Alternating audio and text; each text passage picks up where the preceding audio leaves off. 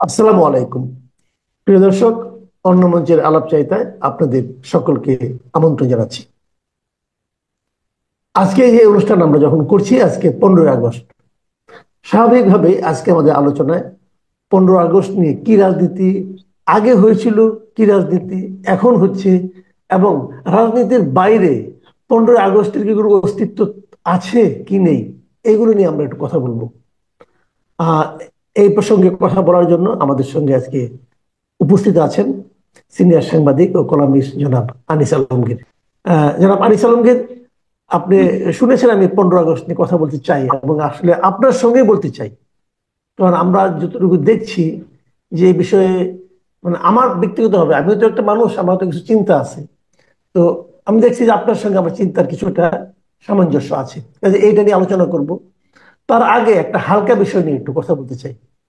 গতকালকে দেখলাম আপনি একটা ফেসবুকে একটা পোস্ট দিয়েছেন আমাদের আরেকজন জনপ্রিয় ব্যক্তিত্ব আব্দুল নূর তুষারের সঙ্গে একসঙ্গে। তো আপনারা নীলা মার্কেটে হাঁস খাওয়ার আকাঙ্ক্ষা ব্যক্ত করেছেন, এবং হাঁস যদি না পাওয়া যায় তাহলে ওয়েস্টিনে যাবেন বলে বলেছেন, এবং সেখানে ওয়েস্টিনে যাওয়ার ক্ষেত্রে কে এটা স্পন্সর করবে তাদের একটা উদাত্ত আহ্বান জানিয়েছেন। আমার এখানে দুটো প্রশ্ন। 1 নম্বর প্রশ্ন হলো, এই যে স্পন্সর খুঁজছেন, আপনারা স্পন্সর পেয়েছেন কিনা, এবং না পেলে না পাওয়ার বাস্তবতাটা কি? আর দ্বিতীয় প্রশ্ন হলো, আমারও কিন্তু খুব ইচ্ছা যে একটু ওয়েস্টার্নে খাওয়া দাওয়া করার। যদি আপনার স্পন্সর পেয়ে যান, আমাকে আপনারা বিবেচনায় রাখবেন কিনা? আমরা তো অবশ্যই আপনাকে রাখবো। কালকে তুষার ভাইয়ের সাথে সেটাই কথা হচ্ছে, হলো যে মাসুদ কামাল ভাইকে সহ আমরা একদিন হাঁস খেতে যাই। কালকে আমাদের হাঁস খাওয়া আনফরচুনেটলি হয়নি, কারণ তুষার ভাইয়ের এর মধ্যে আবার টক শো দাওয়াত আছে, তার বাসার সামনে গাড়ি অপেক্ষা করতেছে। তো আমাদের সেটা ক্যান্সেল করতে হলো। কিন্তু আপনাকে জানিয়ে রাখি যে অন্তত শতাধিক ব্যক্তি ইনবক্সে বলছে যে ভাই, আপনি আসেন, পয়সা আমরা দেব, আপনি আমাদের পয়সায় খান, আপনাদেরকে আমরা খাওয়াতে চাই। যাই হোক, এটা একটা হাস্যরস ছিল। বাস্তবিক অর্থে তো আমাদের কোনো ইচ্ছে নাই যে এই গরমের মধ্যে যাই হাঁস খাওয়ার, এবং এই যে হাঁস না খাইতে বললে আবার ওয়েস্টিনে খাওয়ার, মানে ওইখানে হাঁস না পাইলে আমি ওয়েস্টিনে এসে খাবো, মানে কতটা ফানি একটা স্টেটমেন্ট। আপনি যদি খেয়াল করে দেখেন, যিনি এই স্টেটমেন্ট দিয়েছেন, যে কারণে আমাদের স্টেটমেন্ট দিতে হলো বা হাস্যরস করতে হলো। এটা এখন কি সমস্যা ফানি হচ্ছে আসলে? আমার তো মনে হচ্ছে এটা মর্মান্তিক একটা স্টেটমেন্ট। এটা আমি বলতেছি যে দেখেন, আহ, এই যে প্রেক্ষিতে এই কথা আর কি, আসিফ মাহমুদ সেখানে উনি বলছেন যে ওয়েস্টিনের যে যে চাঁদাবাজদের থেকে যে যে যে একটা চাঁদাবাজ যে স্টেটমেন্ট দিয়েছে, জি, জি, জি, জি। যে এই চাঁদাবাজির নিরাপত্তে আসিফ মাহমুদ আছেন, যেখানে ওই যে গুলশানের এক সাম্মী এমপির বাড়িতে জি। চাঁদাবাজিতে, সেটার হুম। প্রেক্ষিতে উনি বললেন যে উনি আসলে আহ, বাসায় কাজ করতে করতে এত হয়রান হয়ে যান যে রাতে, বা রাত জাগতে। তো এইটার সাথে আমার একটু মিল আছে, আমারও রাত জাগা হয়, আমার অনেকদিন 6টা জি। বেজে যায় জাগতে জাগতে, লিখতে লিখতে। তো আচ্ছা। উনিও ওনার সরকারি কাজ করতে করতে এত ব্যস্ত হয়ে যান। কিন্তু সরকারি কাজ করা, সরকারে আমি আশ্চর্য হলাম 2-3টা কারণ। একটা হচ্ছে জি। সরকারি এরকম একজন মন্ত্রী উপদেষ্টা, তার বাসায় লোক নাই তাকে যে খাওয়াবে, তার চাকর বাকর গুলো কোথায় গেছে? এগুলো তো সরকারি নিয়োজিত চাকর বাকর আছে। আমরা তো মন্ত্রীদের বাসায় গিয়েছি, দেখেছি পাইক পেয়াদা ওইখানে কতজন থাকে, উনাকে কেউ খাওয়ানো নাই। উনি কি নিরীহ ভাবে বললেন যে তারপরে কি করবেন, আশেপাশেও কত কোনো হোটেল নাই। উনি সেই হাঁস খাওয়ার জন্য যেতে হয় পূর্বাচলে। আর পূর্বাচলে সবাই ভালো করে জানে 12টা 1টার পরে ওইখানে ওগুলো বন্ধ হয়ে যায়। ওই রাইট। ভোরবেলায় কে হাঁস বিক্রি করবে? আচ্ছা ঠিক আছে, উনি গভীর রাতে, শেষ রাতে গেলে হাঁস খাইতে পারলেন না। তারপর আসেন কোথায়? ওয়েস্টিনে।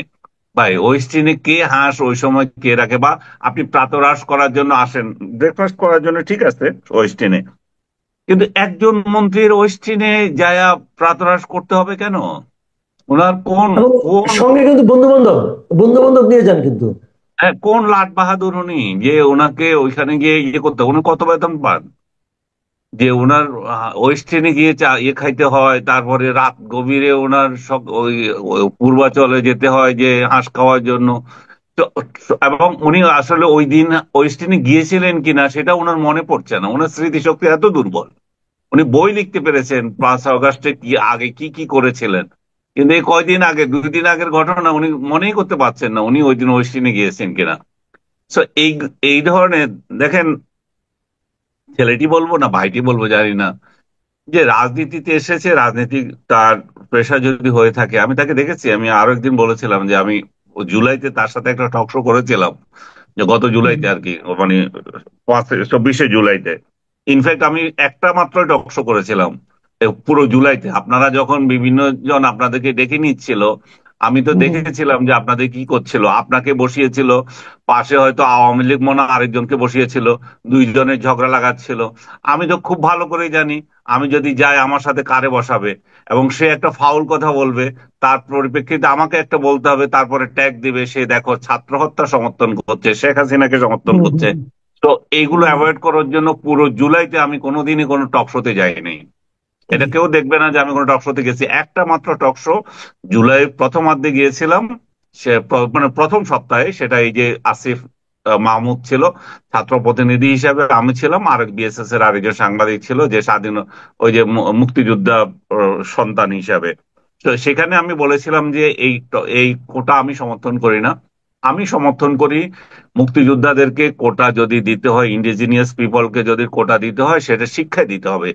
শিক্ষায় কোটা দিয়ে তাদেরকে শিক্ষিত করতে হবে, তারপরে যা কিছু হোক। এইটাই একমাত্র আমার টকশো ছিল। তো আসিফকে যেটা প্রসঙ্গ আমি বললাম, সেদিন আমি দেখেছি একটা নিরীহ ছেলে, তবে তার চামচা পরিবেষ্টিত, তার সাথে 4-5 জন গিয়েছিল, তারা আমার সাথে ছবিও তুলেছিল। তো ওই সময় তার দেখেছি একটা লিডার, লিডার লিডার ভাব, ওই ওই একটা জিনিস তার মধ্যে আছে। মানে লিডার লিডার ভাব বলতেছি, সে তো অবশ্যই লিডার, কিন্তু ওই যে আমি বলতে চাচ্ছি যে তথাকথিত যেই চেলা মানে চামড়া নিয়ে ঘোরা, ট্রেডিশনাল ট্রেডিশনাল একটা ব্যাপার। ট্রেডিশনাল রাজনীতি, ওর ওর হুম, মধ্যে হুম, আমি ওটা দেখেছি। তো একজন এম্বিশন থাকতেই পারে রাজনীতি করার জন্য। এখনো দেখছি যে উনি বলছেন যে আমি তো এই সরকার ছেড়ে চলে আসব ইলেকশনের আগে আগে। তার মানে প্রমাণ হচ্ছে যে এরা, এই সরকার, এই যে তত্ত্বাবধায়ক সরকার, এরাই আবার ইলেকশন করবে। এদের মধ্যেই আছে এরকম কিছু লোক যারা যারা এই সরকারেও আছে, আবার এরা নিরপেক্ষতার ভান ধরে ইলেকশনও করবে। আপনি কালকে হুম। বোধহয় আরেকটা স্টেটমেন্ট দেখেছেন আরেকজন উপদেষ্টার, যে ফরহাদ মাজারের স্ত্রী বা বান্ধবী, যিনি আমি নামটা ভুলে গেছি ভদ্রমহিলার। ফরিদ আক্তার, হ্যাঁ, ফরিদ ফরিদা আক্তার, আক্তার। ফরিদ আক্তার। ফরিদা আক্তার আপা বলছেন যে যে আমেরিকা আমাদের কৃষিতে হস্তক্ষেপ করতে চাচ্ছে, এবং নন ডিসক্লোজার ট্রিটির যে বিষয়টা উনি বলছেন যে এভাবে যদি চলতে থাকে, উনি একটা সরকার বিরোধী একটা স্টেটমেন্ট দিয়েছেন। আমি দেখলাম যে আমাদের প্রেস সচিব শফিক সেটাকে আবার ডিনাই করছেন যে এটা সরকারের বক্তব্য না, এরকম না। তো রাষ্ট্রের মধ্যে দেখেন এরা এরা মানে যে যার মতো করে আচরণ করছেন। এই যে সিপিডির নেত্রী একজন বললেন যে এরা সব অ্যামেচার। রাইট। হ্যাঁ, হুম, বেসিক্যালি আসলে অ্যামেচার এরা সবগুলো। এখানে উনি খুব ভালো করে বলছেন যে ইন্টার্নি করতে গেছেন। এদের সমস্ত কার্যক্রম ইন্টার্নির মতো। এদেরকে বললে বলে যে আপনারা এদের সমালোচনা করছেন, গত একটা বছর এরা কি দিয়েছে জাতিকে। এই জন্যই বলছি যে তাদের সাথে কোনো ব্যক্তিগত শত্রুতা নাই। এই ডক্টর ইউনূসের সরকারের সাথে ব্যক্তিগত শত্রু নয়, আমি পার্সোনালি, উনি আমার দেশি ভাই, আমাদের বদ্দা। তো আমরা চাই যে উনি একটু ভালো কিছু করে যাক, কিন্তু সেটা যেহেতু হয়নি, তাহলে একটাই এখন উপায় হচ্ছে যে ওনার ওনার শান্তিপূর্ণভাবে একটা নির্বাচন দিয়ে চলে যাওয়া। আমি এবং আব্দুল তুষার, আহ, ওনার যেদিন 6 মাস পূর্ণ হলো, সেই দিন একটা টকশো করেছিলাম যে আমরা 6 মাস কিছুই বলি নাই। এই 6 মাস যে কিছু বলি নাই, আওয়ামী লেসপেন্সার বা এই যে কি জানি যেগুলো বলেন আপনারা, বা জঙ্গি আওয়ামী হুম। যেগুলো আছে, এরা আমাকে যে কি আক্রমণ করেছে। আমার ফেসবুকে ফ্রেন্ড দুজনকে আমার ব্লক করতে হয়েছে, একটা ইটালির একটা লন্ডনের, এবং বিশ্রী ভাষায় আমাকে গালাগালি করছে, তোকে তো শেখ হাসিনা ফ্লট দিয়েছে, ইয়ে দিয়েছে, তুই কেন শেখ হাসিনার বিরোধিতা করিস। আমি জিন্দিগিতে কোথায় শেখ হাসিনার প্লট সেটাও আমি খুঁজে পাইলাম না। শেখ হাসিনার সাথে জিন্দিগিতে কোথাও ভ্রমণেও গেলাম না কোথাও, যে ফ্লাইটে করে সে কত চামচাকে নিয়ে গেল, জিন্দিগিতে দাওয়াতও দেয় নাই, আমারও কোনো আগ্রহ নাই। শুধু শেখ হাসিনা নয়, আমি অন্য কোনো সরকারের কারোর সাথেও যাই নাই। তো এই এই ধরনের আক্রমণ তারা করেছে। 6 মাস কেন ইউনূসের সমালোচনা করি নাই।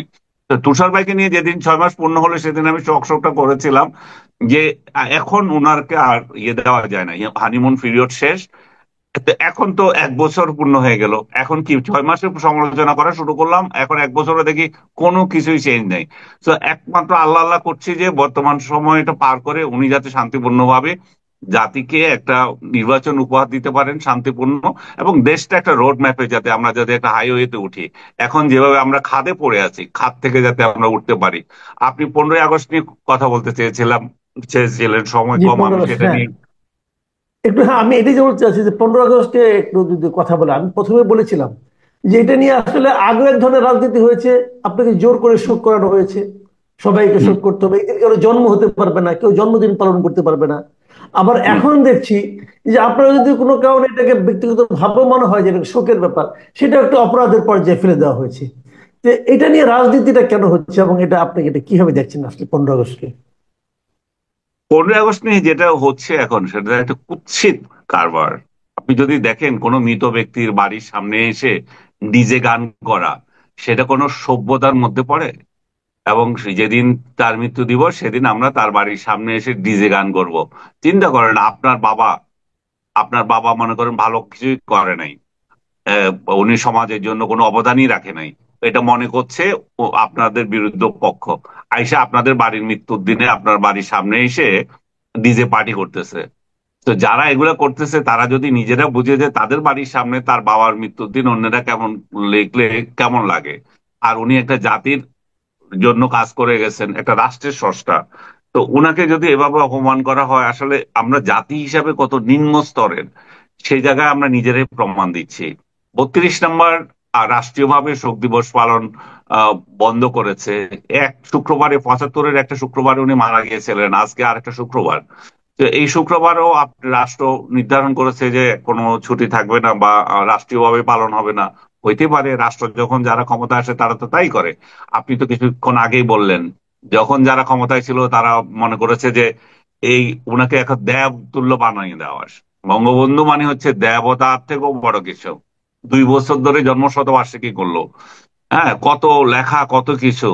আজকে পত্রিকাগুলো খুলে দেখেন যে কোনো লেখা নাই, কোনো কথা নাই। নিউজটা আছে, অনেকে নিউজটা বাদ দিতে পারে নাই, নিউজটা রেখেছে, কিন্তু কোনো লেখা নাই, কথা নাই, কোনো কলামিস্ট পাওয়া যাচ্ছে না। যেখানে লেখা দেওয়া মানে 15 দিন আগে থেকে লেখার স্তূপ জমে যেত, ওই সব কলামিস্ট পলাতক। হ্যাঁ, 200 শতবর্ষ পালনকারী যে শত কমিটির লোকজন সব পলাতক, কেউ কেউ আর টু শব্দ করছে না, লেখে না কিছু। তো এইরকম পরিস্থিতি শেখ হাসিনা যেমন তৈরি করেছেন, আজকে আরেকটা পক্ষ এমন সব আচরণ করছে যেটা জাতি হিসাবে আমাদেরকে খুব মানে নিচে নামিয়ে দেয়। আরেকটা বিষয় লক্ষণীয় হচ্ছে যে এই 5 আগস্টের পরে থেকে আমরা যেটা দেখেছি, মুক্তিযুদ্ধকে আক্রমণ করা, বঙ্গবন্ধুকে আক্রমণ করা, এবং আওয়ামী বিদ্বেষ, সে চ্যাম্পিয়ন হওয়া, এটা জি, প্রতিযোগিতা ছিল এনসিপি এবং জামায়াতের মধ্যে।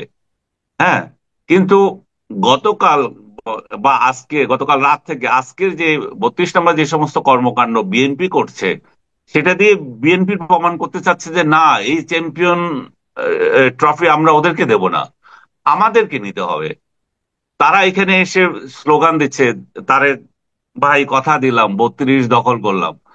হ্যাঁ, আপনি শুনেছেন কিনা জানি না এই স্লোগান। তারপরে সেখানে তারা কেক কাটবে, তারপরে সেখানে অন্য লোকরা আসলে তাদেরকে পিটাবে, পিটাচ্ছেও। যে এই যে সংস্কৃতি, বিএনপির মতো একটা রাজনৈতিক দল যারা সামনে আমরা আশা করছি যে রাষ্ট্র পরিচালনায় যাবে, তারা যদি এই সংস্কৃতি চালু রাখে, তাহলে এটার পরিণতি এই দেশের মধ্যে কি হবে আমি জানি না। আমি এগুলো নিয়ে বেশি কথা বলতে চাই না, কারণ এগুলো নিয়ে কথা বললেও বলবে যে যে দেখেন আপনি কিন্তু আমাদের বিরোধিতা করছেন। আমি কালচারের বিরোধিতা করছি, আপনাদের বিরোধিতা করছি না। বঙ্গবন্ধু মারা গিয়েছেন, বঙ্গবন্ধুকে জাতি মূল্যায়ন করছে, বঙ্গবন্ধু মানুষের হৃদয়ে আছে। আপনি সেটাকে মুছে দিতে পারবেন না। আমি আমার একটা স্ট্যাটাসে লিখেছি, যখন কারো নাম হৃদয়ে থাকে তাকে তো আপনি ব্রাশ দিয়ে মুছে ফেলতে পারবেন না, এটা তো দেয়ালে বঙ্গবন্ধু না, ওটা তার হৃদয়ে ওই গেঁথে আছে। আপনারা নিজেরাই তো বঙ্গবন্ধুকে প্রাসঙ্গিক করে তুলেছেন। আমার ফেসবুকে বিএনপি জামাত সংশ্লিষ্ট বা বিএনপি মনা লোকজন, বিএনপি মনা না, বিএনপির লোকজনই আজকে সব কয়টাকে আমি দেখলাম বঙ্গবন্ধুকে নিয়ে স্ট্যাটাস দিয়েছে। অথচ আওয়ামী লীগের লোকজন কেউ দেয় নাই, আওয়ামী লীগের লোকজন 2-4 জন দেয় নাই, সবাই সেটা ঠিক বলবো না। আওয়ামী লীগের লোক যত দিচ্ছে বিএনপি তত দিচ্ছে। কেন দিচ্ছে? আওয়ামী লীগের লোকগুলো তাকে স্মরণ করছে, আর ওরা ওর চরিত্র হনন করছে। তো বঙ্গবন্ধুকে তো প্রাসঙ্গিক আপনারাই করে রেখেছেন, 32 নম্বরকে তো আপনারাই প্রাসঙ্গিক করে রেখেছেন।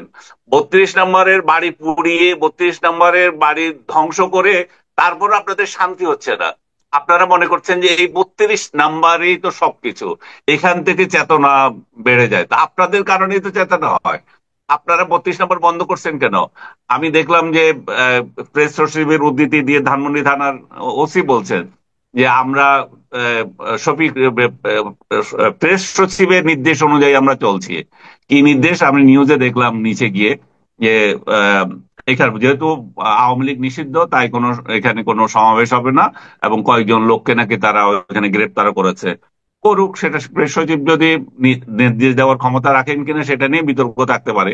বাট সরকারের যদি এটা সিদ্ধান্ত হয় যে আওয়ামী লীগ যেহেতু নিষিদ্ধ দল, তারা কোথাও জমায়েত করতে পারবে না, দ্যাটস ওকে। আমি এটাতে কোনো অন্যায় মনে করি না। সরকারি নির্দেশ, সরকার যেভাবে করছে, মানে নির্দেশ অনুযায়ী যেহেতু তাদের নিষিদ্ধ রেখেছে, তাদের কার্যক্রম থাকুক। কিন্তু সাধারণ মানুষ গেলে আপনি আপত্তি করার কি আছে? সাধারণ মানুষ তো আর আপনি আপত্তি করতে পারেন না। তো এই সবকিছু মিলে বঙ্গবন্ধু আসলে মানে কতটা বড় শক্তি তার, তার মৃত্যু দিবস, তার 15ই আগস্টে সেটা বোঝা যায়। তাকে দমানোর জন্য কি যে প্রচেষ্টা স্বাধীনতা বিরোধী চক্র থেকে, কিংবা তার বিরোধী চক্র থেকে, তার রাজনৈতিক মতবাদের বিরোধী তরফ থেকে, এগুলো দিয়ে প্রমাণ হয় যে যে এই মৃত লোকটা আরো 1000 বছর পর্যন্ত, বা যতদিন বাঙালি জাতি থাকবে, বাংলাদেশ থাকবে, ততদিন তাকে কেউ মুছতে পারবে না। বাংলাদেশ নাম চেঞ্জ করে ফেলতে হবে তাকে যদি মুছে দিতে হয়। তার এটা এটা পূর্ব পাকিস্তান হয়ে যেতে হবে, কিংবা অন্য কোনো নাম, নয়া বন্দোবস্ত বাংলাদেশ, এই জাতীয় কিছু একটা দিতে হবে। আদারওয়াইজ বঙ্গবন্ধুকে তো মুছে ফেলা যাচ্ছে না, মুছতে পারবেও না ওরা। জি, অনেক ধন্যবাদ জনাব আনিস আলমগীর। আমরা আসলে মানে এটি আজকে সবচেয়ে বেশি গুরুত্বপূর্ণ আলোচনার বিষয় ছিল, এবং এ বিষয়ে আপনার খোলামেলা বক্তব্য আমি আশা করি আমাদের দর্শকদের নতুন দিক নির্দেশনা দেবে। প্রিয় দর্শক, আপনারা শুনলেন জনাব আনিস আলমগীরের ব্যাখ্যা। আপনাদের কেমন লাগলো? আশা করি ভালো লাগবে। এখন এ পর্যন্তই।